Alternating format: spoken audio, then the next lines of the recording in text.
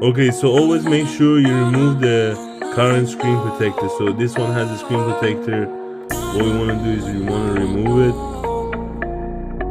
It actually has one of our matte screen protectors, which is damaged on purpose. What you do, you grab some wipes and you clean it. So again, we take it out. If it's nice and clean, then it's clean. If not, you take out the debris. Okay, you rest it on the phone, making sure you align the camera. You see the camera is aligned here.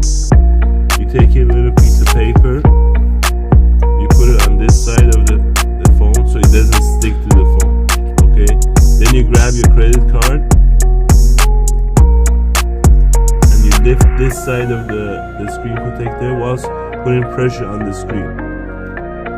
You push it all the way out, getting all the bubbles and everything out at the same time. Then you lift the piece of paper that you put there initially so it doesn't stick to the screen. And again, you push it out. Not too much force, but a little bit. With your credit card, just push it out. If you get any bubbles like this, you can just push it right out. Okay? If you get anyone that lingers around, you can just gently play around with it until it gets all the way out. You push down the edges,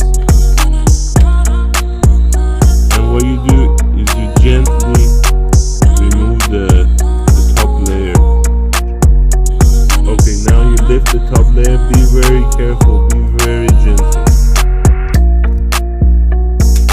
If you get any bubbles like so, you can just gently push it out. No force, don't use your nails. This is the hybrid glass, guys. It feels like the glass is as if the phone is not there. Okay? Don't forget, the only place to buy hybrid glass is from British Modules. Hybrid glass plastic fusion is the place to go, guys.